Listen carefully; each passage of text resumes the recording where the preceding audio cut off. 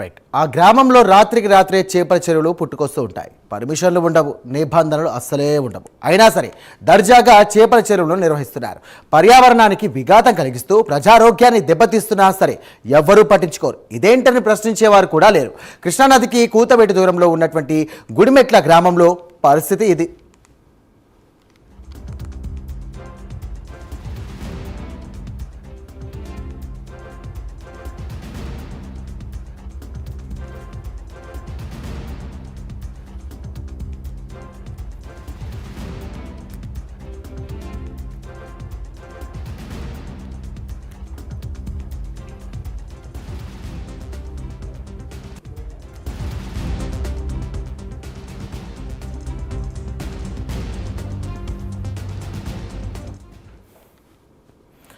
ఎన్టీఆర్ జిల్లా చంద్రలపాడు మండలం గుడిమెట్లలో చేపల చెరువులు నిర్వాహకులు రోజు రోజుకు రెచ్చిపోతున్నారు. కొందరేమో అటవీ ప్రాంత భూముల్లో చెరువులను నిర్మిస్తుంటే మరికొందరేమో 60 ఎకరాల వ్యవసాయ సాగు చేసే భూములను చేపల చెరువులుగా మారుస్తున్నారు.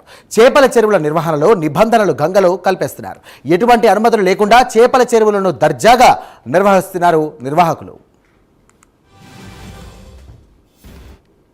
మన చేపల చెరువులు అనేది ఏ విధంగా తీసి ఇక్కడ అక్రమంగా అన్యాయంగా ఒక మన గవర్నమెంట్ ల్యాండ్లో దాదాపు సుమారు 60 ఎకరాల పై చిలుకు ఉన్న ఈ యొక్క మన గవర్నమెంట్ ల్యాండ్లో కూడా మైనింగ్ పర్మిట్ లేకుండా ఒక ఎంఆర్ఓ గారి పర్మిట్లు కానీ మన కలెక్టర్ గారి పర్మిట్లు ఎట్లాంటి పర్మిషన్ కూడా లేకుండా ఈరోజు చూడండి ఎంత అక్రమంగా ఈరోజు చేపల చెరువులన్నీ తవ్వుతూ ఉన్నారు.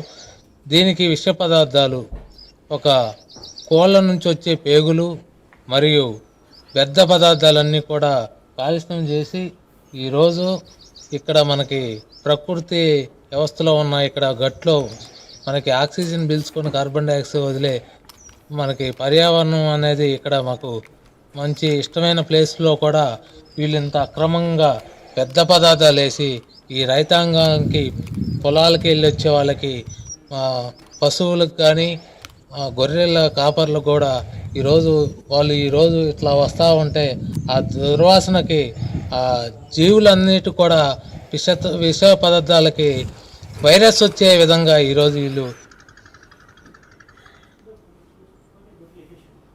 అక్రమంగా చేపల చెరువులను ఏర్పాటు చేయడమే కాకుండా అవి తొందరగా ఎదిగేందుకు అడ్డదాడులు తొక్కుతున్నారు. చుట్టుపక్కల నుండి రాత్రికి రాత్రే కోళ్ల వ్యర్థాలు, చనిపోయిన కోళ్లను వేస్తూ వాటిని పెంచుతున్నారు. దీంతో పక్కన పొలాలు పాడైపోతున్నాయని రైతులు వాపోతున్నారు. అలా అవి చెరువులోకి మంచి రకాలైన చేపలు పంచుతున్నారంటే అదీ లేదు. నిషేధిత రకాలైనటువంటి ఫిష్లను పెంచి చుట్టుపక్కల విక్రయిస్తున్నారు. వాస్తవంగా ఈ ఆక్వా రంగం మా ఏరియాలో లేదు. ఈ మధ్యకాలంలో ఒక 4-3 సంవత్సరాల నుంచి చేపల చెరువులని మా విలేజ్లో ఈ చేపల చెరువులు సాగు చేస్తున్నారు. వాటి వల్ల ఎంత లాభ నష్టాల్లో తెలియదు కానీ ఇక్కడ వీటికి మేతగా కోళ్ళ వ్యర్థాలు, మానవ వ్యర్థాలు, తర్వాత ఈ జంతు కళేబరాలు ఇవన్నీ కూడా వేస్తున్నారు. దానివల్ల మాకు తెలియదు దీనికి దానా వేస్తున్నారు అని అనుకున్నాం. కానీ కొన్ని రోజుల క్రితం ఈ ఆటోల్లో కోళ్ళ వ్యర్థాలు వస్తుంటే మనుషులు ఆ వాసనని భరించలేకపోతుంటే ఇది ఎక్కడికి వెళ్తుంది ఏంటని ఎంక్వైరీ చేస్తే చేపలకు ఆహారంగా వీటిని వాడుతున్నారు. అదేవిధంగా ఎక్కడైనా ఒక జంతువు అంటే గేదె కానీ ఆవు కానీ చనిపోతే వాటిని ఒక 1000 రూపాయలకు కొనుక్కోవడం, వాటిని కట్ చేసి చేపల చెరువుల్లో చేపలకు ఆహారంగా వేస్తున్నారు.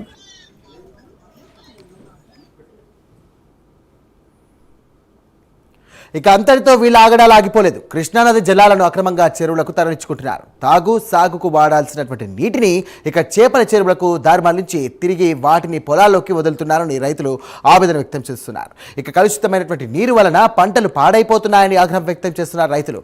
అధికారులు కూడా ముడుపులు ఇవ్వడంతో వాళ్ళు కూడా చూసి చూడనట్టుగా వదిలేస్తున్నారని, ఇక మరోవైపు చేపల చెరువుల వైపు ఎవరు రాబోద్దని పశువుల కాపర్లపై నిర్వాహకులు హుకుం జారీ చేస్తున్నారు. ఇదేంటని ప్రశ్నిస్తే దాడులకు ప్రయత్నం చేస్తున్నారని స్థానికులు మండిపడుతున్నారు.